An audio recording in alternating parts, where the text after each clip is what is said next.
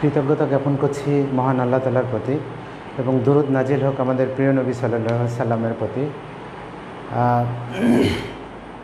ধন্যবাদ জানাচ্ছি যে আমাদের মাননীয় অধ্যক্ষ এবং উপাধ্যক্ষ স্যারকে।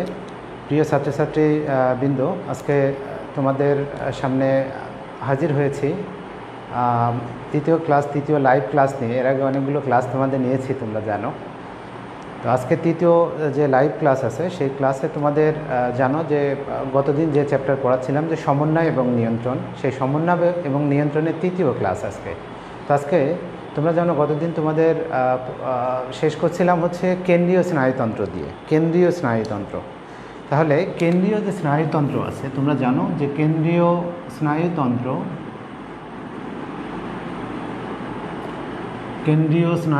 যেটা ছিল সেই কেন্দ্রীয় স্নায়ুতন্ত্রকে আমরা ইংরেজিতে বলি সেন্ট্রাল নার্ভাস সিস্টেম, CNS। তাহলে এটাকে আমরা বলছি সেন্ট্রাল নার্ভাস সিস্টেম। কেন সেন্ট্রাল নার্ভাস সিস্টেম? গতদিন তোমাদের বলছিলাম, একটু রিমাইন্ডার দিয়ে নিই যে স্নায়ুতন্ত্র হচ্ছে আমাদের দেহের যাবতীয় যে ডিসিশন মেকিং যে কাজগুলো আছে সেই ডিসিশন মেকিংয়ের কাজটা করে বা আমাদের সিদ্ধান্তগুলো তৈরি করার কাজ করে হচ্ছে আমাদের এই কেন্দ্রীয় স্নায়ুতন্ত্র। সেজন্য কেন্দ্রীয় স্নায়ুতন্ত্রকে আমরা কেন্দ্রীয় স্নায়ুতন্ত্রই বলি। তোমরা জানো যে কেন্দ্রীয় স্নায়ুতন্ত্রকে আমরা দুই ভাগে ভাগ করছিলাম। একটা ভাগকে বলছিলাম যে ব্রেইন, আমাদের যে মস্তিষ্ক বা ব্রেইন। সেকেন্ড যে পার্ট যেটা বলছিলাম যে সুষুম্না কাণ্ড বা এটাকে ইংরেজিতে বলছিলাম যে স্পাইনাল কর্ড, এটাকে আমরা বলি হচ্ছে ব্রেইন। তোমাদের এখানে কয়েকটা কথা একটু জেনে রাখা দরকার, মজার কিছু কথাবার্তা আছে। যে হচ্ছে আমাদের স্পাইনাল কর্ড কারো যদি ছিঁড়ে যায় তাহলে আমরা কিন্তু মারা যাই জেনারেলি। তোমরা জানো যে ফাঁসির যে আসামি থাকে, সে ফাঁসির আসামিকে আমরা যখন ফাঁসি দিই, তখন হচ্ছে ওইখানে ফাঁসি দিলে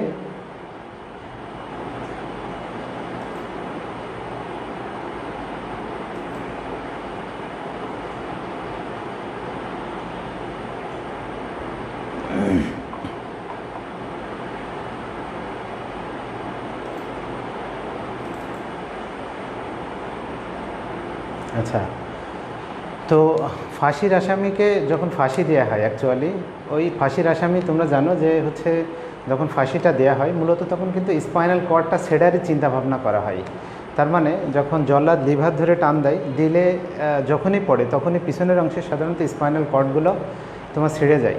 আর যার কারণে সে হচ্ছে ফাঁসির আসামি যে থাকে সে খুব দ্রুত মৃত্যুবরণ করে। এখন দেখো, তোমাদের আজকে কেন্দ্রীয় স্নায়ুতন্ত্রের যে অংশ মস্তিষ্ক, সেই মস্তিষ্ক সম্পর্কে একটু বলি। তাহলে তোমরা জানো যে আমরা মস্তিষ্ক সম্পর্কে একটু আলোচনা করব। তাহলে প্রথমে আমরা জানি যে মস্তিষ্ক কাকে বলে। তোমাদের জানতে হবে যে মস্তিষ্ক হচ্ছে আমাদের কেন্দ্রীয় স্নায়ুতন্ত্রের কেন্দ্রীয় অংশ।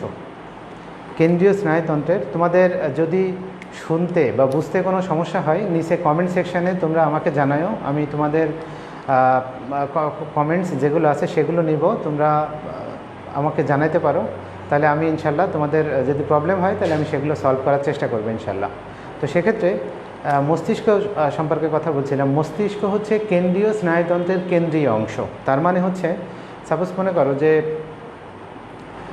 আমাদের যাবতীয় যে সিদ্ধান্তগুলা, আমাদের চিন্তা চেতনা, আমাদের বুদ্ধি, আমাদের মনে করো ঘুম থেকে সজাগ হওয়া, আমাদের কোনো কাজে হচ্ছে কাজকে তোমার রেগুলেট করা, মেনটেন করা, এই কাজগুলো যে করে সেটা হচ্ছে যে আমাদের মস্তিষ্ক।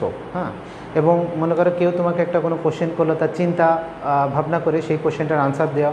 তারপর হচ্ছে মনে করো যে তোমার ব্যক্তিত্ব কেমন হবে, তুমি ঘুম থেকে উঠে চারি সাইডের যে পরিবেশ আছে পরিবেশ সম্পর্কে কিভাবে সচেতন হবে, এই বিষয়গুলো সাধারণত কাজ করে আমাদের মস্তিষ্ক দ্বারা। এগুলো মস্তিষ্ক দ্বারাই নিয়ন্ত্রিত হয়। তাহলে আমরা মস্তিষ্ক এক কথায় কাকে বলতে পারি? দেখো, আমাদের মাথার যে খুলি আছে, তোমরা জানো যে এটা আমাদের মাথার খুলিগুলো অনেকগুলো হাড্ডির সমষ্টি। এই হাড্ডিগুলোকে একসাথে আমরা বলি হচ্ছে করটিকা। মস্তিষ্কের যে হাড্ডি, সেই হাড্ডিগুলোকে একসাথে বলি করটিকা। বৃহৎ অর্থে যদি বলি তাহলে এটাকে বলা হয় করটি। এই করটির ভিতরে আমাদের কেন্দ্রীয় স্নায়ুতন্ত্রের যে অংশটা তোমার সংরক্ষিত থাকে বা সুরক্ষিত থাকে তাকে আমরা বলি মস্তিষ্ক। তাহলে আমরা এক কথায় বলতে পারি যে মস্তিষ্ক হচ্ছে আমাদের কেন্দ্রীয় স্নায়ুতন্ত্রের কেন্দ্রীয় অংশ। সেকেন্ড কথা বলতে পারি যে কেন্দ্রীয় স্নায়ুতন্ত্রের যে অংশ আমাদের পরটির ভিতরে সুরক্ষিত থাকে তাকে আমরা বলি হচ্ছে মস্তিষ্ক। এখন দেখো, গতদিন তোমাদের মস্তিষ্ক বা ব্রেন সম্পর্কে কথা বলছিলাম। তো মস্তিষ্ক, আমাদের মস্তিষ্কটা কতটুকু হতে পারে? তোমরা জানো যে আমাদের মস্তিষ্কটা সাধারণত এর ওজন হচ্ছে, মস্তিষ্কের ওজন যেটা সেটা হচ্ছে তোমরা জানো যে 1.36 কেজি। মেয়েদের ক্ষেত্রে একটু কম হয়, গড গিফটেড, আল্লাহ তাআলা প্রদত্ত। তারপর হচ্ছে এটা সাধারণত এর আয়তনটা হচ্ছে 1500 ঘন সেন্টিমিটার।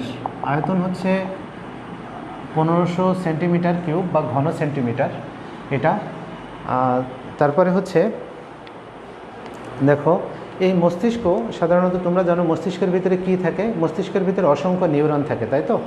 শুধু মস্তিষ্কের ভিতরে আমরা জানি যে শুধু নিউরন থাকে, বিষয়টা সেরকম না। এখানে হচ্ছে এখানে আরও কিছু তোমার থাকে। আচ্ছা,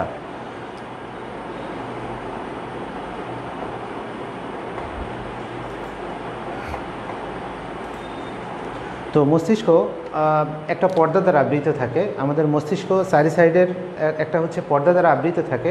এই পর্দাটা অ্যাকচুয়ালি আমাদের সুষুম্না কাণ্ড যেটা আছে, সুষুম্না কাণ্ড পর্যন্ত বিস্তৃত। তো মস্তিষ্কের এই যে পর্দা, সেই পর্দাকে আমরা বলি মেনিনজেস। কি বলি? এটাকে আমরা বলি হচ্ছে মেনিনজেস। তাহলে মস্তিষ্কের যে পর্দা এটাকে আমরা বলি মেনিনজেস যে পর্দা। এই মেনিনজেস যে পর্দা, মেনিনজেস পর্দা নিয়ে বেশ কিছু কথা আছে। তো তাহলে মেনিনজেস কি? আমাদের মস্তিষ্কের যে পর্দা, সেই পর্দাকে আমরা বলি মেনিনজেস। এখন মেনিনজেস সাধারণত 3 স্তর বিশিষ্ট।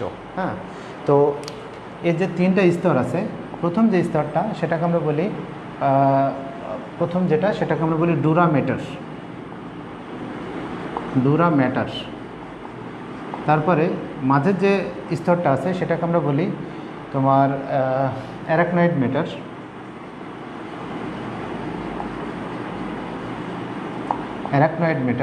এবং একদম নিচের যে পর্দা আছে, একদম ভিতরের স্তরের যে পর্দা আছে সেটাকে আমরা বলি পায়ামেটার। তুমি একটু মনে রাখতে পারো। দেখো, ডুরামেটার, অ্যারাকনয়েড মেটার এবং পায়ামেটার। অ্যারাকনয়েড মেটার এবং পায়ামেটারের মাঝখানে একটা স্তর থাকে। অ্যারাকনয়েড মেটার এবং পায়ামেটারের মাঝখানে সাধারণত একটা জায়গা থাকে, সেই জায়গাকে আমরা বলি সাব অ্যারাকনয়েড স্পেস। এটাকে বলি সাব অ্যারাকনয়েড স্পেস। এখন এই যে সাব অ্যারাকনয়েড স্পেস যেটা থাকে, এই সাব অ্যারাকনয়েড স্পেসে সাধারণত কিছু তরল পদার্থ থাকে। সেই তরল পদার্থগুলোকে আমরা বলি সিএসএফ। তাহলে এখানে কি থাকে? এখানে হচ্ছে থাকে সিএসএফ। দেখো, সিএসএফ। এটাকে আমরা যদি একটু এলাবোরেট করি, তাহলে সিতে হচ্ছে সেরেব্রো, এসতে হচ্ছে স্পাইনাল, এফটি হচ্ছে ফ্লুইড। তাহলে দেখো, সিএসএফ মানে, তাহলে আমরা বললাম আমাদের মস্তিষ্কের যে পর্দা, সেই পর্দাকে আমরা বলি মেনিনজেস। সাধারণত 3 স্তর বিশিষ্ট। এখন দেখো, এই 3 স্তর হচ্ছে, প্রথম যে স্তর একদম উপরের দিকে, একেবারে উপরের লেয়ার বা উপরের যে স্তর সেটাকে বলি ডুরামেটার। মাঝের যে তোমার যে স্তর সেটাকে বলি অ্যারাকনয়েড মেটার, এবং নিচের একদম ভিতরের যে স্তর সেটাকে বলি পায়ামেটার। এখন দেখো, অ্যারাকনয়েড মেটার এবং পায়ামেটারের মাঝখানে একটা জায়গা থাকে, এর ভিতরেও জায়গা থাকে, সেটা ডিফারেন্ট কথা। কিন্তু অ্যারাকনয়েড মেটার এবং পায়ামেটারের ভিতরে যে জায়গাটা থাকে সেটাকে আমরা বলি সাব অ্যারাকনয়েড স্পেস। এই সাব অ্যারাকনয়েড যে স্পেস আছে বা ফাঁকা জায়গা যেটা আছে, এটা ফাঁকা থাকে না, এখানে একটা তরল পদার্থ থাকে। যে তরল পদার্থকে আমরা বলি সিএসএফ, সেরেব্রো স্পাইনাল ফ্লুইড। তোমাদের প্রথম যেদিন শুরু করি সেদিন বলছিলাম যে আমাদের মস্তিষ্কে সাধারণত তোমরা জানো যে হচ্ছে 10 বিলিয়ন নিউরন থাকে। তার মানে টোটাল নিউরন, আমাদের দেহে যত নিউরন আছে, আমাদের ব্রেনে অনেক বেশি নিউরন আছে। তো আমাদের এই যে নিউরনগুলো থাকে, এই নিউরনগুলো কোনো সময় হচ্ছে কোষগুলো বিভাজিত হয় না। তাহলে আমরা জানি যে আমাদের যে অনেকের ব্রেন টিউমার হয়, ব্রেন টিউমার মানে আমাদের হচ্ছে কোষের অস্বাভাবিক যখন বিভাজন হয় তখন হচ্ছে টিউমার হয়, তখনই হচ্ছে তোমার সিস্ট হয়, তখনই তোমার হচ্ছে আমাদের ক্যান্সার হয়। তাহলে আমাদের অনেকের ব্রেন ক্যান্সার হয়। তারপরে ব্রেন টিউমার হয়, ব্রেন সিস্ট হয়। তাহলে এগুলো কিভাবে সম্ভব? এগুলো তোমাদের বলছিলাম যে আমাদের ব্রেনের এই যে আমাদের ব্রেনে শুধুমাত্র যে নিউরন থাকে, আমাদের মাথার যে আমরা যে ঘিলু যেটা বলি, বা মাথার যে আমাদের চুয়াডাঙ্গা যশোরের ভাষায় বলে ঘেনু, তা মাথার যে ঘেনু বা ঘিলু যেটা আছে সেটা সেটা আমরা বলতে যেটা বুঝি, এখানে 10 বিলিয়ন নিউরন থাকে, 10 মিলিয়ন নিউরন থাকে, 10 মিলিয়ন নিউরন থাকে। নিউরন, এই নিউরনটা টোটাল আমাদের ব্রেনের যে হচ্ছে যে সাইজ যেটা আছে, আয়তন যেটা আছে টোটাল, এই সাইজের মাত্র 10%, মাত্র 10% হচ্ছে নিউরন থাকে। আর তাহলে না, একটা কথা থেকে যায় 90% কী থাকে? 90% থাকে এর ভিতরে কিছু যোজক কলা থাকে, হ্যাঁ, যেটাকে আমরা বলি হচ্ছে নিউরোগ্লিয়া, যেটাকে আমরা বলি নিউরোগ্লিয়া। এই নিউরোগ্লিয়া 1 বিলিয়ন থাকে, 1 মিলিয়ন থাকে। এখানে একটু দেখো, তোমার 1 বিলিয়ন থাকে, তোমার 1 বিলিয়ন থাকে হচ্ছে নিউরোগ্লিয়া। তাহলে এই নিউরোগ্লিয়া 1 বিলিয়ন হচ্ছে নিউরোগ্লিয়া থাকে।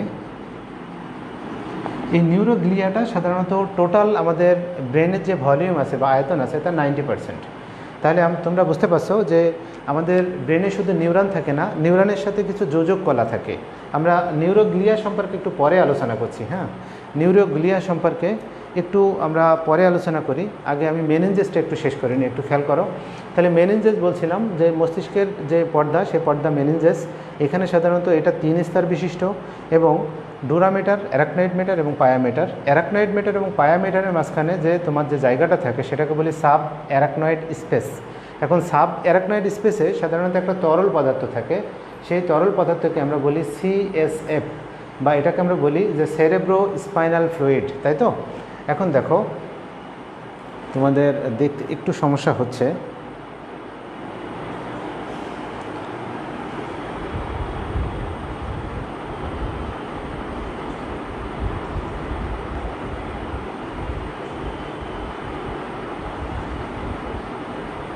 আচ্ছা, তো দেখো, এটাকে আমরা বলি সেরেব্রো স্পাইনাল ফ্লুইড। এই সেরেব্রো স্পাইনাল ফ্লুইড, এটার আমাদের আসলে থাকাটা দরকারটা কি? এই সেরেব্রো স্পাইনাল ফ্লুইডের অনেকগুলা কাজ আছে, হ্যাঁ, 1-2টা না, অনেকগুলা কাজ আছে সেরেব্রো স্পাইনাল ফ্লুইডের। তো দেখো, একটু খেয়াল করো, সেরেব্রো স্পাইনাল ফ্লুইডের আমাদের ব্রেনের ওজন বললাম 1.36 কেজি, তার মানে প্রায় হচ্ছে 1.5 কেজির মতো আমাদের ব্রেনের ওজন। কিন্তু আমরা কি কোনো সময় মনে করি যে আমাদের ব্রেনটা হচ্ছে আসলে মাথায় 1.5 কেজি কোনো চাপ নিয়ে আমরা ঘুরতেছি? এরকম কিন্তু মনে হয় না। তো এখন এই যে সেরেব্রো স্পাইনাল ফ্লুইড থাকার কারণে এটা কি করে? এটা হচ্ছে, এটা আমাদের ব্রেনকে, প্রথম কথা হচ্ছে যে প্লবতার মাধ্যমে এটা ভাসিয়ে রাখে, যার কারণে আমাদের 1500 ঘন সেন্টিমিটার যে এর যে ওজন, যেটা এটা যদি 1500 তোমার গ্রাম হয়, তাহলে এই 1500 গ্রামকে কনভার্ট করে মাত্র হচ্ছে 50 গ্রামে। তার মানে আমাদের ব্রেনের ওজন যদি 1.5 কেজি হয় সাপোজ, তাহলে সেই ওজনটা আমরা অনুভব করি হচ্ছে 50 গ্রামের মতো। কিসের কারণে? আমাদের এই যে ফ্লুইড আছে সেরেব্রো স্পাইনাল ফ্লুইড, সাপোজ তুমি মনে করো যে এক বালতি পানির ভিতরে তুমি যদি মনে করো কোনো একটা পদার্থ যদি তুমি ডোবাও, তাহলে দেখবা যে ওটা হচ্ছে পানিটা নিচের দিক থেকে একটা চাপ প্রদান করে, হ্যাঁ, যেটাকে আমরা প্লবতা বলি। এই প্লবতার কারণে সাধারণত তার ওজনটা অনেক গুণ কমে যায়।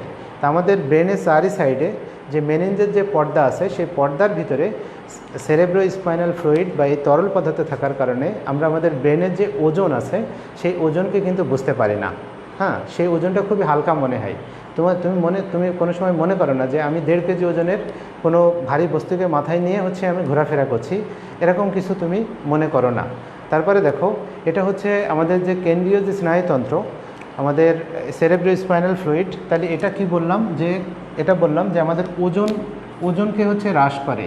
তাহলে 1 নম্বর হচ্ছে আমাদের ব্রেনের ওজনকে হ্রাস করে। 2 নম্বর যে কারণ, আমাদের ব্রেনের যে নিউরন এবং যে নিউরোগ্লিয়া আছে, এটাকে তোমার আর্দ্র রাখে বা ভেজা রাখে, আমাদের। তাহলে কেন্দ্রীয় স্নায়ুতন্ত্রকে আর্দ্র রাখে বা ভেজা রাখে। 3 নম্বর যে কারণ, সেই কারণটা হচ্ছে চারি সাইডের বাইরের যে তাপ এবং চাপ যেটা আছে, এই তাপ চাপজনিত যে আঘাত আছে সেই আঘাত থেকে রক্ষা করে। তাহলে আমি শুধু লিখলাম যে আঘাত থেকে রক্ষা করে, এবং আমাদের ব্রেনের যে কিছু পরিমাণ যে পুষ্টি পদার্থ, বিশেষ করে যে আয়নগুলো আছে, সেই আয়নের ভারসাম্য রক্ষা করে, প্লাস কিছু পুষ্টি পদার্থ সরবরাহ করে। তাহলে আয়নের লিখলাম যে আয়নের ভারসাম্য রক্ষা করে, আয়নের ভারসাম্য রক্ষা করে, প্লাস পুষ্টি পদার্থ সরবরাহ করে। কি করে? পুষ্টি পদার্থ সরবরাহ করে,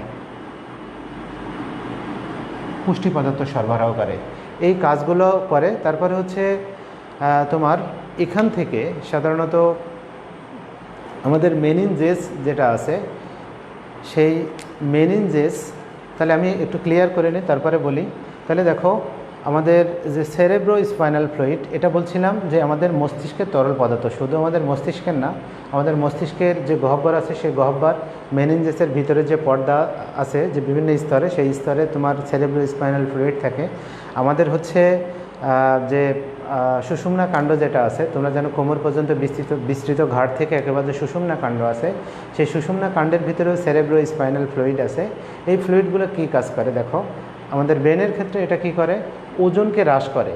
কী পরিমাণ হ্রাস করে? সাধারণত আমাদের ব্রেনের ওজন যদি 1.5 কেজি হয় বা 1500 গ্রাম হয়, তাহলে সেটাকে আমরা বুঝতে পারি শুধুমাত্র 50 গ্রামের মতো একটা ওজন আমাদের ব্রেনে আছে, কিন্তু অ্যাকচুয়ালি আছে কিন্তু 1.36 কেজি, প্রায় 1.5 কেজির মতো এটা করে। তারপরে দেখো, আমাদের ব্রেনের যে নিউরোগ্লিয়া সাপোর্টিভ যে সেলগুলো আছে, প্লাস নিউরন যেগুলো আছে, সেই নিউরনকে আর্দ্র বা ভেজা রাখে। থার্ড কথা যেটা, বাইরের যে তোমার যে আঘাত বা বাইরের যে চাপ বা তাপ, এরকম কোনো অংশ থেকে হচ্ছে আমাদের ব্রেনকে রক্ষা করে। সাপোজ মনে করো আমরা অনেক সময় মাথা এ সাইডে ধুমধাম করে ঘোরাই, হ্যাঁ, যখন খেলছি তখন হচ্ছে মনে করো যে হেড দিচ্ছি বলে, এই যে এটা হচ্ছে ব্রেনে খুব একটা তোমার জার্কিং করে, একটা ঝাঁকি লাগে। তারপরে এই অংশ থেকে সাধারণত এইসব ঝাঁকিটাকিগুলো থেকে বা চাপ তাপ আঘাত থেকে রক্ষা করে হচ্ছে সেরেব্রো স্পাইনাল ফ্লুইড। তারপরে দেখো, এটা হচ্ছে আমাদের ব্রেনের আয়নের যে ভারসাম্য আছে সেই ভারসাম্যগুলো রক্ষা করে, প্লাস আমাদের ব্রেনের যে নিউরন আছে বা সাপোর্টিভ যে নিউরোগ্লিয়া সেল আছে, সেই সেলকে হচ্ছে পুষ্টি পদার্থ সরবরাহ করে। তাহলে এটা গেল আমাদের মোটামুটি সেরেব্রো স্পাইনাল ফ্লুইড এর কাজ। তাহলে এর 4টা কাজ বললাম, আরও কিছু তোমার মাইনর কিছু কাজ আছে। এখন দেখো, কোনো কারণে, তাহলে এটা আমি একটু মুছে দিলাম, কোনো কারণে একটু খেয়াল করো, কোনো কারণে যদি আমাদের এই যে মস্তিষ্কের যে পর্দা আছে, এই যে পর্দা মস্তিষ্কের, এই পর্দাটা যদি কোনো জীবাণু দ্বারা আক্রান্ত হয়, কোনো জীবাণু দ্বারা আক্রান্ত হয়, তাহলে সেই যখন মেনিনজেস কোনো জীবাণু দ্বারা আক্রান্ত হলো, তখন যে রোগটা হয় সেটাকে আমরা বলি মেনিনজাইটিস। তাহলে আমরা মেনিনজাইটিস কাকে বলছি দেখো, মেনিনজাইটিস একটু বলি, এটাও কিন্তু খুব একটা রোগ। আচ্ছা, সেরেব্রো স্পাইনাল ফ্লুইড সম্পর্কে আরেকটা ইনফরমেশন তোমাদের একটু দিই। দেখবা যাদের সাধারণত ব্রেনজনিত কোনো সমস্যা হয়, টিউমার হয় বা তোমার যখন ক্যান্সার হয়, তখন এটা পরীক্ষা করার জন্য সাধারণত সেরেব্রো স্পাইনাল ফ্লুইড দিয়ে টেস্ট করা হয় একটা। তো এই সেরেব্রো স্পাইনাল ফ্লুইড দিতে গেলে মোটা একটা সুই সাধারণত আমাদের এই যে পিঠের আমাদের কোমরের একটু উপরে তোমার ফুটে আয়ে সেখান থেকে বের করা হয়। তো হচ্ছে এটা খুব সূক্ষ্ম একটা কাজ, যারা এক্সপার্ট ডাক্তার তারা ছাড়া এই কাজটা করতে পারে না সাধারণত। তো এটা ওই যে স্তরগুলো আছে, স্তরের মাঝে সাধারণত সুইয়ের মাথাটা প্রবেশ করিয়ে তারপরে প্রবেশ করাতে পারলে অটোমেটিক্যালি একদম স্বচ্ছ একটা তরল পদার্থ বের করা হয়। ওই তরল পদার্থ দিয়েই পরবর্তীতে বোঝা যায় যে আসলে তার তোমার ক্যান্সার হয়েছে কিনা, ব্রেন ক্যান্সার হয়েছে কিনা, বা হচ্ছে তার হচ্ছে তোমার ব্রেন টিউমার হয়েছে কিনা, এগুলো পরীক্ষা নিরীক্ষা করলে মোটামুটি বোঝা যায়। আচ্ছা, তো এরপরে দেখো, আমাদের মস্তিষ্কের যে পর্দা যে মেনিনজেস আছে, সেই মেনিনজেস যখন কোনো জীবাণু দ্বারা আক্রান্ত হয়, কোনো জীবাণু দ্বারা যখন আক্রান্ত হয়, তখন সেটাকে বলি মেনিনজাইটিস। তাহলে মেনিনজাইটিস আমরা কাকে বলি? মস্তিষ্কের যে পর্দা মেনিনজেস কোনো জীবাণু দ্বারা আক্রান্ত হলে যে রোগটা হয় তাকে আমরা বলি হচ্ছে মেনিনজাইটিস। এখন দেখো, তোমাদের এখানে বললাম ডুরামিটার সম্পর্কে কিছু কথা তোমাদের একটু মনে রাখতে হবে। এই যে 3টা স্তর আছে, ডুরামিটার সম্পর্কে কয়েকটা কথা তোমাদের একটু মনে রাখতে হবে। প্রথম যে কথাটা তোমাদের একটু মনে রাখতে হবে, এটা হচ্ছে মস্তিষ্কের বাইরে সবথেকে সুদৃঢ় একটা পর্দা। মস্তিষ্কের আমাদের ব্রেনের বাইরে প্রথম হচ্ছে সুদৃঢ় একটা পর্দা। তাহলে এটা লিখলাম যে সুদৃঢ় একটা হচ্ছে পর্দা। এই যে সুদৃঢ় যে পর্দাটা, এটাকে আমরা বলি হচ্ছে তোমার সুদৃঢ় পর্দা, প্রথম কথা।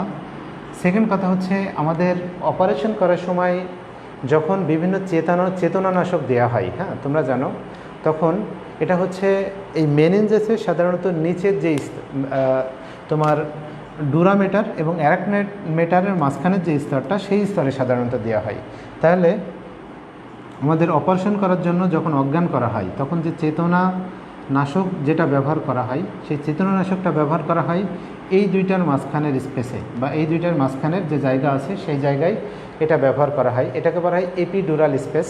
এটাকে তাহলে আমরা চেতনানাশক এটা ইউজ করি হচ্ছে এপিডুরাল স্পেসে, এপিডুরাল স্পেস। এই স্পেসে সাধারণত আমরা চেতনানাশক যেটা আছে সেই চেতনানাশকটা ব্যবহার করি। তারপরে দেখো হচ্ছে এর পরের যে স্তর সেটা হচ্ছে দেখো অ্যারাকনয়েড স্তর।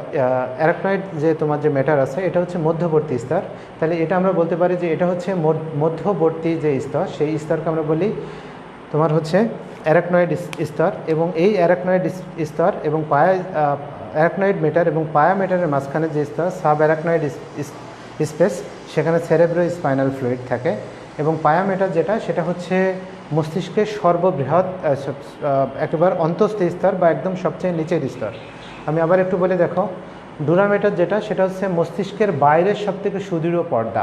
এবং এই ডুরামেটার এবং অ্যারাকনয়েড মেটারের মাঝখানে যে তোমার যে স্পেস আছে সেটাকে বলি এপিডুরাল স্পেস। এই এপিডুরাল স্পেস মানুষকে যখন অপারেশনের জন্য অজ্ঞান করা হয় বা যে কোনো কারণে যখন অজ্ঞান করা হয় তখন এই এপিডুরাল স্পেসে সাধারণত চেতনানাশক ব্যবহার করা হয়, এরপরে একটু খেয়াল করো, অ্যারাকনয়েড হচ্ছে আমাদের মস্তিষ্কের পর্দার মধ্যবর্তী যে স্তর, সেই স্তরকে আমরা বলি অ্যারাকনয়েড মেটার এবং পায়া মেটারের মাঝখানে যে স্তর সেটাকে আমরা বলি সাব অ্যারাকনয়েড স্পেস। এখানে একটা তরল পদার্থ থাকে, সেটাকে বলি সেরেব্রো স্পাইনাল ফ্লুইড। এরপরে মস্তিষ্কের পর্দার একদম নিচের যে স্তর বা অন্তঃস্থ যে স্তর সেটাকে আমরা বলি পায়া মেটার। তাহলে এটা গেল আমাদের মেনিনজেস সম্পর্কে মোটামুটি যে ইনফরমেশন, সেই ইনফরমেশন। এখানে একটা কথা তোমরা যারা একটু মেডিকেলে কোচিং করবা বা ভার্সিটি পরীক্ষা দিবা তারা হচ্ছে একটু মনে রাখতে পারো যে এই যে মেনিনজাইটিস সাধারণত যে তোমার ব্যাকটেরিয়াটা দ্বারা সংগঠিত হয় সেটাকে আমরা বলি নেইসেরিয়া,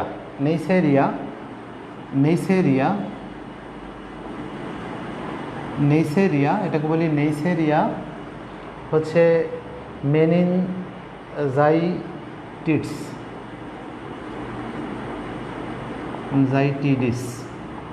এটাকে আমরা বলি নেইসেরিয়া মেনিনজাইটিডিস। হ্যাঁ, এই ব্যাকটেরিয়া এটা হচ্ছে একটা ব্যাকটেরিয়ার নাম। এই ব্যাকটেরিয়াটা দ্বারা মেইনলি হচ্ছে আমাদের মেনিনজেস যখন আক্রান্ত হয় তখন সেটাকে আমরা বলি মেনিনজাইটিস। তাহলে আমি তোমাদের কি বললাম একটু খেয়াল করো। মেনিনজেস মস্তিষ্কের পর্দা, মেনিনজেস যখন কোনো জীবাণু দ্বারা বিশেষ করে ব্যাকটেরিয়া দ্বারা আক্রান্ত হয় তখন সেটাকে বলি মেনিনজাইটিস। মেইনলি কোন ব্যাকটেরিয়া দ্বারা আক্রান্ত হয় দেখো, নেইসেরিয়া মেনিনজাইটিডিস যে ব্যাকটেরিয়া আছে সেই ব্যাকটেরিয়াটা দ্বারা তোমার আক্রান্ত হয়। এবং এই যে মেনিনজেস তিনটা সাধারণত তিনটা তোমার স্তর বিশিষ্ট, সেই স্তরের বিস্তারিত বর্ণনা তোমরা দেখলা। যে এরপরে দেখো সেরেব্রাল স্পাইনাল ফ্লুইড সম্পর্কেও তোমাদের বেশ কিছু কথা বললাম। এরপরে আমরা চলে যাব যে আমাদের সাধারণত এখানে মস্তিষ্কের ক্ষেত্রে কয়েকটা কথা তোমাদের একটু মনে রাখতে হবে। এই মস্তিষ্কে সাধারণত 3 শব্দটা এর সাথে সবসময় লাগানো থাকে। হ্যাঁ, তার মানে মস্তিষ্ক যেটা আছে বা ব্রেন যেটা আছে, এই ব্রেনকে সাধারণত আমরা 3টা ভাগে ভাগ করতে পারি। একটা হচ্ছে অগ্র ব্রেন, একটা হচ্ছে মধ্য ব্রেন, একটা হচ্ছে পশ্চাৎ ব্রেন। হ্যাঁ, তো অগ্র ব্রেন যেটা আছে সেটাকে আমরা বলি সাধারণত তোমার ফোর ব্রেন, বা এটাকে আমরা বলি হচ্ছে প্রোজেনসেফালন। একটু খেয়াল করো তাহলে হচ্ছে একটু দেখো,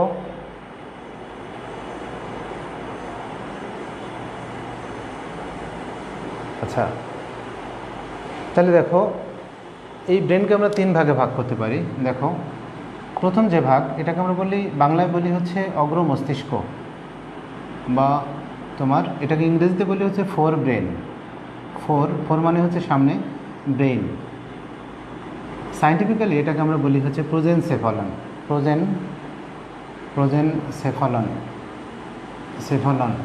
যারা হচ্ছে এমসিকিউতে ভালো করতে চাও বা মেডিকেল এবং হচ্ছে ভার্সিটিতে হচ্ছে তোমরা ভালো করতে চাও, তারা হচ্ছে এই যে সিনোনিমাস যে টার্মগুলো আছে এই টার্মগুলো অবশ্যই একটু মনে রাখবা, কষ্ট করে হলেও।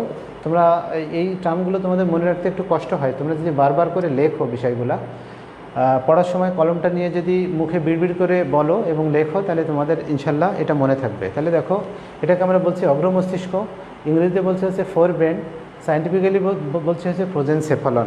এরপরে দেখো দ্বিতীয় যে অংশ, সেটাকে আমরা বুঝতেই পারছো, যেটাকে আমরা বলি মধ্য মস্তিষ্ক, এটাকে বলি মিড ব্রেন, এবং এটাকে আমরা বলি মেজেনসেফালন। একটু খেয়াল করো, এটাকে আমরা বলি মেজেনসেফালন, MESEN, মেজেনসেফালন।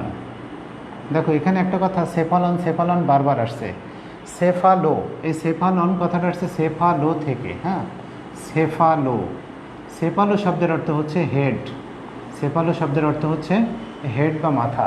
তাহলে দেখো প্রোজেনসেফালন, মেজেনসেফালন, এখন প্রোজেন, হ্যাঁ, প্রোজেন কথাটা আসছে তোমার প্রো থেকে বা আদি থেকে বা প্রাথমিক অংশ থেকে, সেজন্য এটাকে বলা হয় তোমার অগ্র মস্তিষ্ক। এটাকে বলা হয় মেজেন, কথাটার অর্থ হচ্ছে তোমার মিড বা মধ্য, সেফালন শব্দের অর্থ হচ্ছে হেড, তাহলে মধ্য মস্তিষ্ক।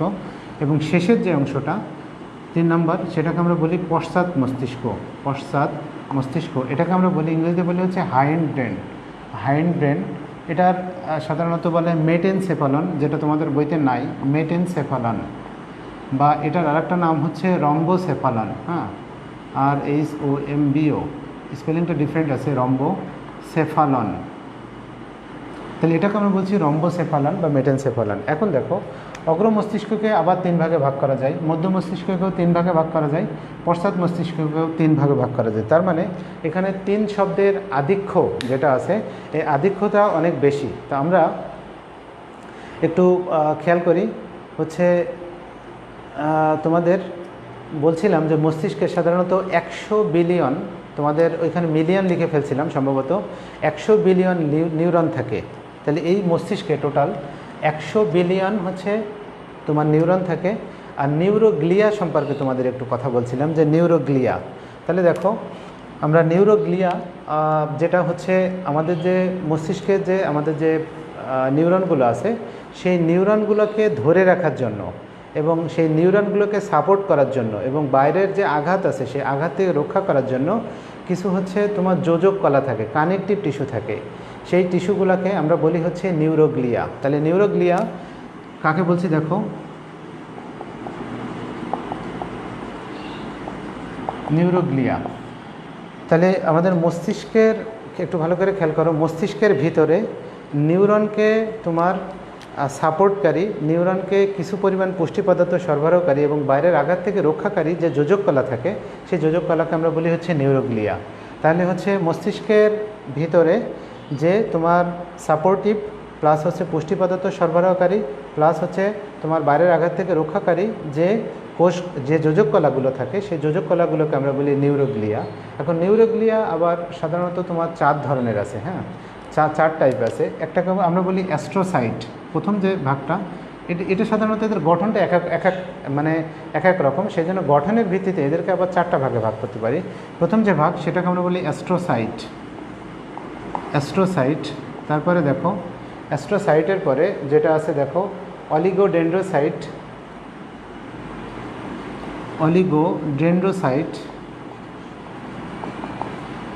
থার্ড যেটা সেটা হচ্ছে অ্যাপেন্ডাইমাল,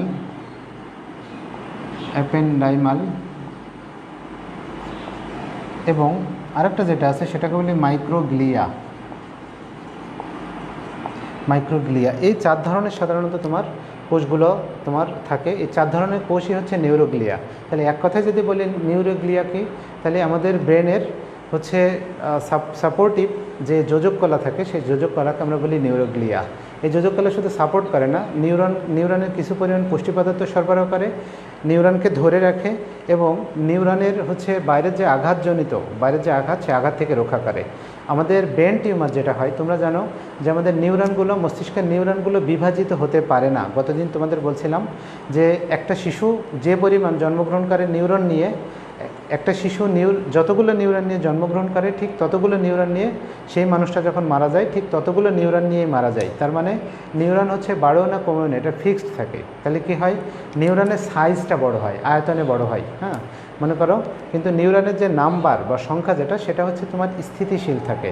এখন এই নিউরনকে সাপোর্টকারী, নিউরনের চারি সাইডে যে কোষগুলো থাকে সেই কোষগুলোকে সাপোর্টিভ যে কোষ, সেই কোষগুলোকে আমরা বলি হচ্ছে নিউরোগ্লিয়া।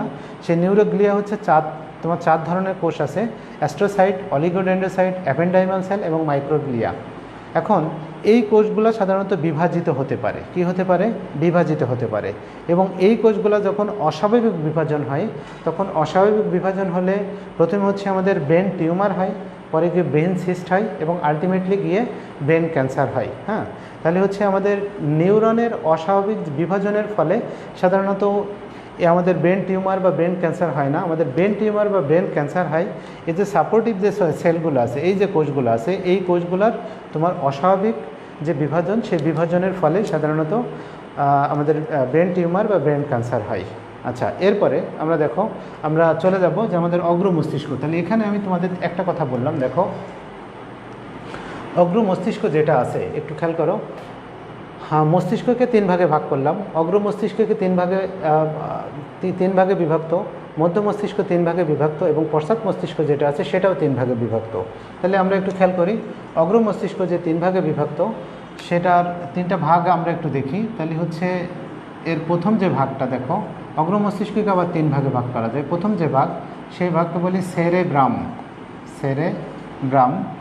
সেকেন্ড যে ভাগ দেখো, সেকেন্ড যে ভাগ সেটাকে আমরা বলি হচ্ছে তোমার থ্যালামাস।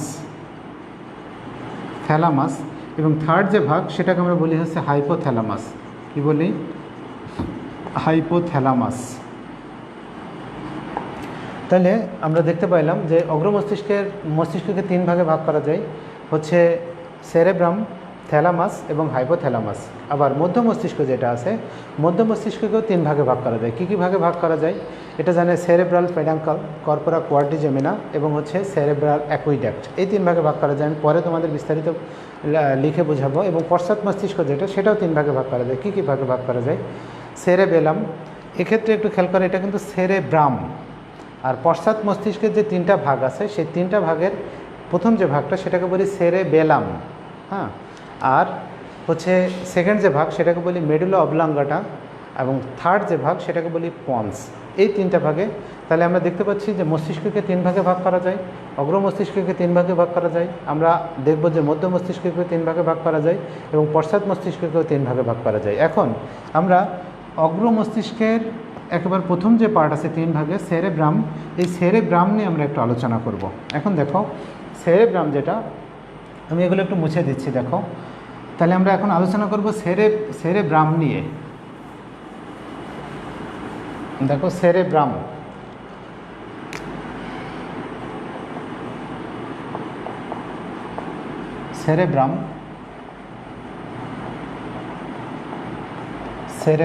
এখন দেখো মস্তিষ্কের, আমাদের অগ্র মস্তিষ্কের সবথেকে বড় যে ভাগ বা সবথেকে বড় যে অংশটা সেটাকে আমরা বলি সেরেব্রাম।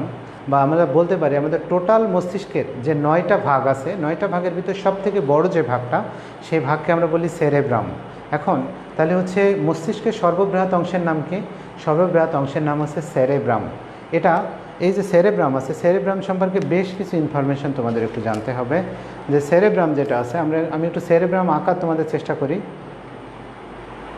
আচ্ছা, তাহলে সেরেব্রাম আমাদের টোটাল মস্তিষ্কের প্রথম যে ইনফরমেশনটা মনে রাখতে হবে, সেরেব্রাম হচ্ছে আমাদের টোটাল মস্তিষ্কের 80% অংশ দখল করে। তাহলে হচ্ছে 80% অংশ দখল করে টোটাল মস্তিষ্কের যে 9টা যে ভাগ বললাম, যে cerebrum, thalamus, hypothalamus, corpora quadrigemina, cerebral aqueduct, তারপর হচ্ছে তোমার সেরেব্রাল পেডাঙ্কাল, তারপরে পন্স, মেডুলা অবলাঙ্গাটা, সেরেবেলাম। এই যে 9টা ভাগ বললাম, এই 9টা ভাগের ভিতরে শুধুমাত্র সেরেব্রাম, নট সেরেবেলাম, আবার একটু মনে রাখো, সেরেব্রাম শুধুমাত্র মস্তিষ্কের 80% অংশ দখল করে। তারপরে দেখো আমরা যদি সেরেব্রাম যদি আঁকি, তাহলে দেখো এটা দেখতে অনেকটা এরকম একটা অংশ, এরকম একটা অংশ। এই যে অংশটা দেখতে পাচ্ছ, এটাই হচ্ছে সেরেব্রাম। ঠিক আছে? তো এখন দেখো এই সেরেব্রাম আমাদের মস্তিষ্ককে সাধারণত, সেরেব্রামের সাধারণত 2টা পার্ট থাকে। হ্যাঁ, সেরেব্রাম এ সাইডে একটা থাকে, এ সাইডে একটা থাকে। তাহলে আমাদের সেরেব্রাম যেটা আছে, সেরেব্রাম সাধারণত 2টা অংশে বিভক্ত। হ্যাঁ, সেই দুইটা অংশকে সাধারণত আমরা বলি হচ্ছে সেরেব্রাল হেমিস্ফেয়ার। একটু খেয়াল করো, 2 নম্বর যে পয়েন্ট সেটা হচ্ছে সেরেব্রাল হেমিস্ফেয়ার। তাহলে দেখো সেরেব্রাল হেমিস্ফেয়ার আমরা কাকে বলছি একটু খেয়াল করো। সেরেব্রাল হেমিস্ফেয়ার তার মানে আমাদের সেরেব্রাম হচ্ছে দুইটা ভাগে বিভক্ত। তোমরা জানো যে অগ্র মস্তিষ্ক হচ্ছে আমাদের ব্রেনের সবথেকে উপরের যে পার্ট, একদম উপরের চারি সাইড দিয়ে এরকম একটা অংশ আমাদের ব্রেনকে, আমাদের মস্তিষ্ককে তোমার আবৃত করে রাখে। সেই অংশটার নাম হচ্ছে আমাদের সেরেব্রাম। এই সেরেব্রামকে যদি আমরা সোজা করে সামনে নিই এবং এখান থেকে, তাহলে এই সেরেব্রামকে আমরা যদি সোজা করে এরকম একটা অংশ করি এবং এর পাশে যদি আরেকটা এরকম সেরেব্রাম সংযুক্ত করি, তাহলে হচ্ছে এই দুইটা অংশ নিয়ে হচ্ছে আমাদের সেরেব্রামটা গঠিত। আমি তোমাদের এখানে ভালোভাবে বুঝাইতে পারছি না। এটাকে যদি আমরা সোজা করি, এমন সোজা করি করে এখান থেকে যদি আরেকটা অংশকে এরকম সোজা করি, তাহলে এটা একটা অংশ, এটা একটা অংশ।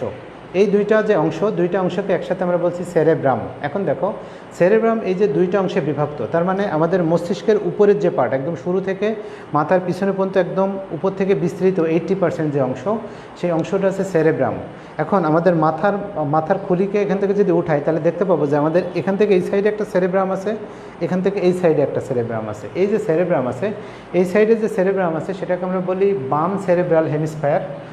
তাহলে সেরেব্রামের যে দুইটা ভাগ, প্রত্যেকটা ভাগকে আমরা বলছি সেরেব্রাল হেমিস্ফেয়ার। এটা সাধারণত দুইটা অংশে ভাগ করা যায়, একটা হচ্ছে বাম সেরেব্রাল হেমিস্ফেয়ার, একটা হচ্ছে ডান সেরেব্রাল হেমিস্ফেয়ার। তোমরা জানো যে আমাদের বডির সাধারণত ডান পাশকে নিয়ন্ত্রণ করে আমাদের বাম সেরেব্রাল হেমিস্ফেয়ার বা আমাদের ব্রেনের বাম অংশ, এবং আমাদের ব্রেনের যে ডান অংশ আছে সেটা হচ্ছে আমাদের বডির বাম সাইডকে নিয়ন্ত্রণ করে। এই কারণে যখন মানুষ স্ট্রোক করে, দেখবা যদি স্ট্রোকটা বাম সাইডে করে তাহলে তার ডান অংশ হচ্ছে অচল হয়ে যায় বা প্যারালাইজড হয়ে যায়, আর যদি বাম অংশ করে তাহলে তার ডান অংশটা হচ্ছে তোমার প্যারালাইজড হয়ে যায়।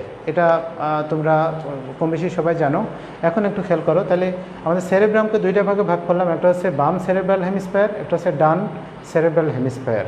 এরপরে দেখো এই দুইটা যে সেরেব্রাল হেমিস্ফেয়ার আছে, এই দুইটা অংশের ভিতরে সাধারণত একগুচ্ছ স্নায়ু তন্তু আছে।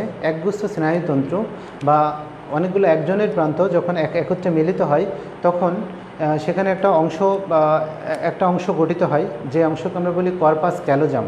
হ্যাঁ, এটা একটু কর্পাস ক্যালোজাম, দেখো কর্পাস ক্যালোজাম। তাহলে কর্পাস ক্যালোজাম কি? ক্যালোসাম বা ক্যালোজাম। তাহলে কর্পাস ক্যালোসাম, তাহলে কর্পাস ক্যালোসামটা কি? কর্পাস ক্যালোসাম হচ্ছে একগুচ্ছ স্নায়ু তন্তু, যে তন্তুগুলো আমাদের ডান সেরেব্রাল হেমিস্ফেয়ারের সাথে বাম সেরেব্রাল হেমিস্ফেয়ারের সংযোগ রক্ষা করে। মানে দুইটা আলাদা আলাদা থাকে, কিন্তু হচ্ছে এটা একজন আরেকজনের সাথে সংযোগ রক্ষা করে। এবং এই যে সেরেব্রাল যে হেমিস্ফেয়ার আছে দুইটা, ডান এবং বাম যে সেরেব্রাল হেমিস্ফেয়ার আছে, এর মাঝখান দিয়ে একটা হচ্ছে তোমার খাজ আছে, যে খাজকে আমরা বলি সেন্ট্রাল ফিশার। তাহলে এটাকে আমরা কি বলছি? Central fissure, central fisher.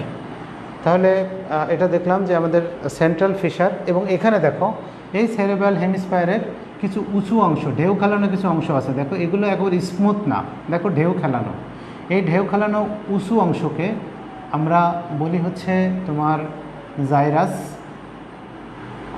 এবং যে এই যে নিচু যে অংশটা বা খাদ যেটা আছে, এটাকে আমরা বলি ফিশার, ফিশার। তাহলে আমরা দেখলাম যে এটাকে আমরা দুইটা ভাগে ভাগ করলাম। 5 নম্বর যেটা, এটা হচ্ছে জাইরাস বললাম, আর একটাকে বললাম যে ফিশার, জাইরাস এবং ফিশার। এটা একটু তোমরা মনে রাখো, আমি পরে আসছি। এবং আমাদের সেরেব্রাল যে হেমিস্ফেয়ারগুলো আছে বা সেরেব্রাম সাধারণত আমাদের মস্তিষ্কের একেবারে সম্মুখ অংশ থেকে একদম পিছনের অংশ, তার মানে এখান থেকে বরাবর এরকম পিছনের অংশ পর্যন্ত বিস্তৃত। হ্যাঁ, এখন দেখো এটা সাধারণত আমাদের 5টা খণ্ডে অবস্থিত। হ্যাঁ, সেরেব্রাল যে হেমিস্ফেয়ার, এটা 5টা খণ্ড বলাটা ভুল হবে। এটা সাধারণত আমাদের এখান থেকে 4টা হাড়ের কন্টাকে থাকে এবং সর্বশেষে একটা পিছনের একটা অংশ থাকে। এরকম 5টা অংশে সাধারণত থাকে, সেজন্য এটাকে আমরা বলি 5টা লোব বিশিষ্ট বা 5টা খণ্ড বিশিষ্ট। তাই এটা সাধারণত তোমার এর লোব থাকে হচ্ছে তোমার 5টা লোব থাকে, 5টি লোব থাকে। এই লোবের ভিতরে দেখো খেয়াল করো, এই লোবটা নামকরণ করা হয়। কিভাবে নামকরণ করা হয়? আসলে কোন লোবটা কোন হাড্ডির কন্টাকে রয়েছে তারপরে ভিত্তি করে সাধারণত এর নামকরণ করা হয়। তাহলে আমরা এই যে হাড্ডিটা আছে এটাকে আমরা জানি হচ্ছে, এটাকে আমরা বলি ফ্রন্টাল। কপালের দিকে যে হাড়টা আছে আমাদের করোটির, এটাকে আমরা বলি ফ্রন্টাল। সুতরাং এর প্রথম যে লোব সেটাকে আমরা বলি ফ্রন্টাল লোব। তাহলে এর 1 নম্বর যে লোব এটাকে আমরা বলছি ফ্রন্টাল লোব। সেকেন্ড যে লোব, তারপরে বলছে যে প্যারাইটাল, এর পরের যে হাড্ডি আছে সেটাকে আমরা বলি প্যারাইটাল লোব। থার্ড যে হাড্ডি আছে সেটাকে আমরা বলি টেম্পোরাল।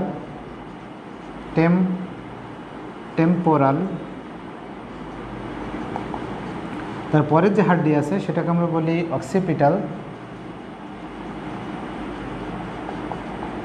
এবং একদম সর্বশেষে, এটা কোনো হাড্ডি না কিন্তু আরেকটা লোব আছে বা খণ্ড আছে যেটাকে আমরা বলি লিম্বিক লোব বা লিম্বিক তোমার খণ্ড, লিম্বিক লোব।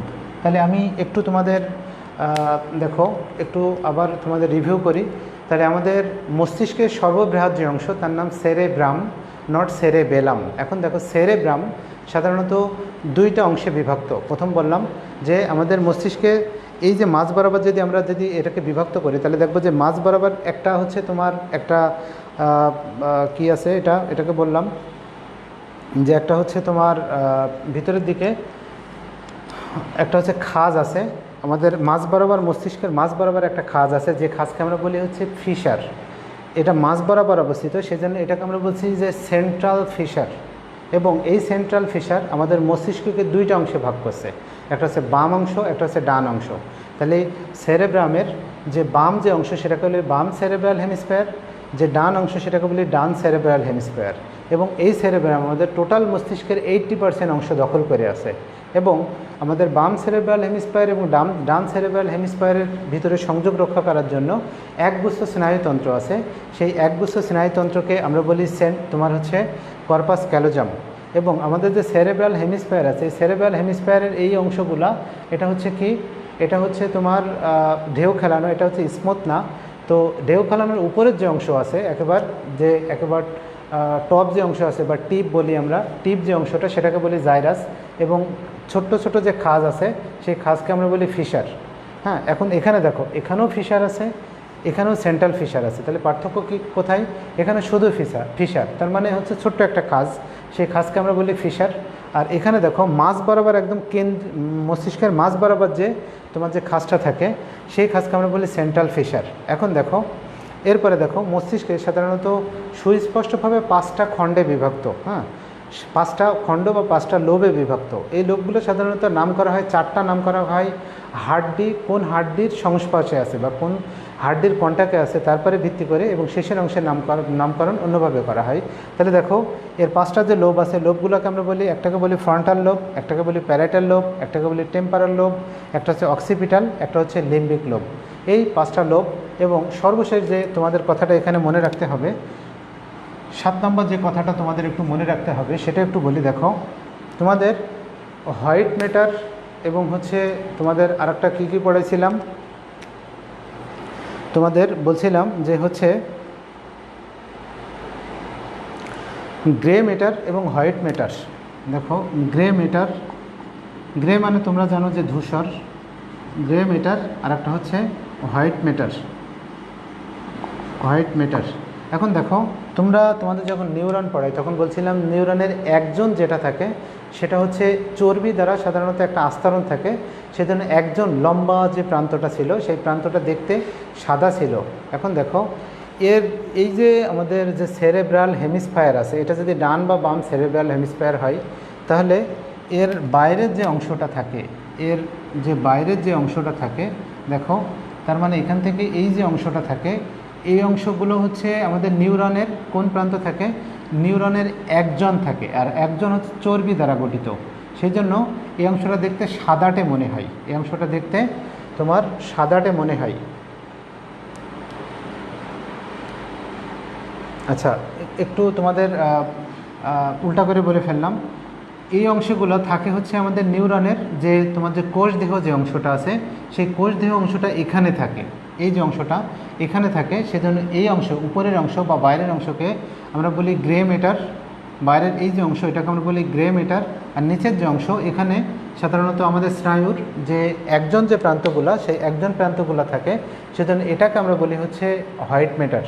তাহলে দেখো আমরা বলতে পারি যে আমাদের সেরেব্রাল হেমিস্ফিয়ারের বাইরের অংশটা থাকে হচ্ছে গ্রে ম্যাটার দিয়ে গঠিত, এবং ভিতরের যে অংশটা বা নিচের যে অংশটা সেটা হচ্ছে হোয়াইট ম্যাটার দিয়ে গঠিত।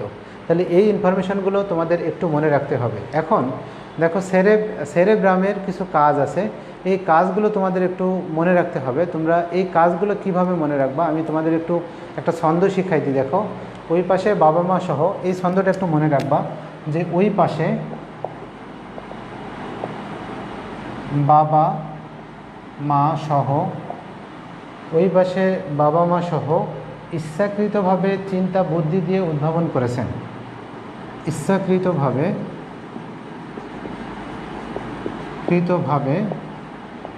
চিন্তা বুদ্ধি দিয়ে উদ্ভাবন করেছেন। এই কথাটা যদি মনে রাখতে পারো তাহলে হচ্ছে তোমাদের সেরেব্রামের যে কাজগুলো আছে, একটা কথা বলে নিই, এই যে চ্যাপ্টার আছে, এই চ্যাপ্টার থেকে তোমরা যদি একটু মেডিকেল কোশ্চেন দেখো তাহলে দেখবা প্রায় প্রত্যেক বছর, প্রত্যেক বছরই হচ্ছে মেডিকেলের অন্তত একটা করে কোশ্চেন থাকে। এবং এখানে যে তোমাদের মস্তিষ্কের যে কাজ আছে সেই কাজের অংশটা খুব ইম্পর্টেন্ট, এবং দেখবা যে সেরেব্রামের কাজের সাথে সেরেবেলামের কাজ এটা প্রায় কাছাকাছি হয়ে যায়। অনেক কাজ দেখবা যে কাছাকাছি হয়ে যায়। সুতরাং তোমরা যদি একটু ছন্দ আকারে যদি মনে রাখো তাহলে এটা একটু ভালোভাবে মনে রাখতে পারবা। এখন দেখো ওই পাশে যেটা, ওই পাশে আমরা মেলাবো হচ্ছে ঐচ্ছিক পেশি। ঐচ্ছিক পেশি, তাহলে ওই পাশে মানে হচ্ছে ঐচ্ছিক পেশির যে কাজ আছে সেই কাজকে নিয়ন্ত্রণ করে সেরেব্রাম। তারপরে দেখো বাবা মানে হচ্ছে বাকশক্তি। মা মানে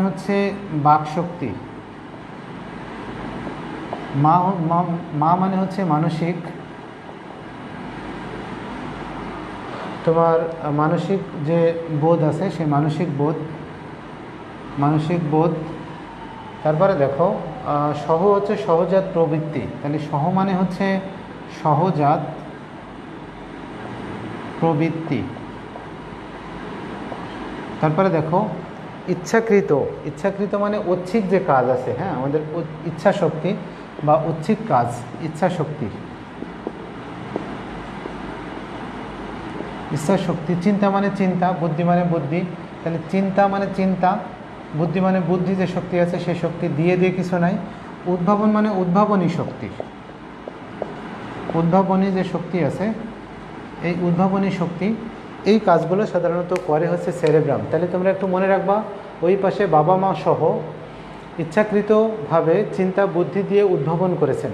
তার মানে এক পাশে বাবা মা তোমার হচ্ছে চিন্তা শক্তি দিয়ে ইচ্ছাকৃতভাবে কোনো কিছু উদ্ভাবন করেছেন। এই কথাটা একটু মনে রাখতে পারলে তোমরা এর কাজটা সহজে মনে রাখতে পারবা। তাহলে কিভাবে আবার একটু বলে দেখো, ওই পাশে মানে হচ্ছে ঐচ্ছিক পেশির কাজ নিয়ন্ত্রণ করে হচ্ছে সেরেব্রাম, বাবা মানে বাকশক্তি, মা মানে মানসিক বোধ, সহ মানে সহজাত প্রবৃত্তি, এবং ইচ্ছাকৃত মানে ইচ্ছাশক্তি, চিন্তা শক্তি, বুদ্ধিশক্তি, উদ্ভাবনী শক্তি। এই সমস্ত শক্তির কাজগুলো নিয়ন্ত্রণ করে হচ্ছে সেরেব্রাম।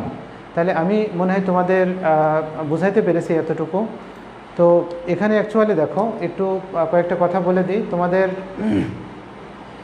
আমার একটা বায়োলজির একটা গ্রুপ আছে, তোমরা যারা ছাত্রছাত্রী যারা আছো তারা হচ্ছে ওই গ্রুপে জয়েন করতে পারো। ওখানে অনেক লেকচার আছে, বায়ো পয়েন্ট 24/7 এই যে গ্রুপ আছে, এই গ্রুপে তোমরা জয়েন করতে পারো। যারা আমার স্টুডেন্ট আছো তারা জয়েন করতে পারো, ওখানে অনেক লেকচার আছে। এবং তোমরা যদি ভালো করে আরও ভালো বায়োলজি বুঝতে চাও তাহলে ওখানে অনেক পোস্টও দেওয়া আছে, অনেক কিছু লেখাও আছে। বায়ো পয়েন্ট 24/7 এই গ্রুপের নাম, ফেসবুকের। এই গ্রুপে তোমরা ঢুকতে পারো। আচ্ছা, আর এখানে অ্যাকচুয়ালি ফেসবুক লাইভে ক্লাস নিতে গেলে একে একে ক্লাস নিচ্ছি, সুতরাং অনেক ধরনের টেকনিক্যাল ত্রুটি হয়, যার কারণে কথার অনেক ক্ষেত্রে সেট পড়ে। মনে করো যে একটা থেকে আরেকটা মেনটেন করছি, তারপরে মনে করো আরেক জায়গায় দেখছি যে আসলে তোমরা কেউ কিছু বলছো কি না। তো এই জিনিসগুলো যখন মেনটেন করা হয় তখন হচ্ছে বেশ কিছু প্রবলেমের সম্মুখীন হতে হয়, যার কারণে হচ্ছে কথা সেট পড়ে। একটা থেকে দেখবা যে হঠাৎ করে একটু স্টপ গেলাম, আবার দেখবা যে নতুন করে কথা শুরু করলাম। এরকম ঘটনাগুলো ঘটে।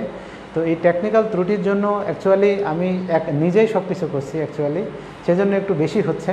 তো এর জন্য আমি হচ্ছে আসলে আন্তরিকভাবে দুঃখিত। তো যদি কন্টিনিউয়াস ক্লাস নিতে পারতাম তাহলে আমার মনে হয় যে এর থেকে অনেক সুন্দর ক্লাস তোমাদের বা ভালোভাবে আমি নিতে পারতাম।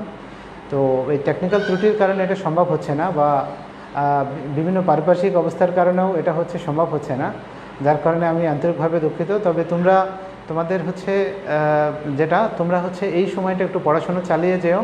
তোমরা ভালো করে মোটামুটি পড়াশুনো করলে তোমরা মোটামুটি বুঝতে পারবা। আর তোমাদের যে গ্রুপের কথা বললাম, দেখো এই গ্রুপে যারা স্টুডেন্ট আছো তারা সংযুক্ত হতে পারো bio.24/7।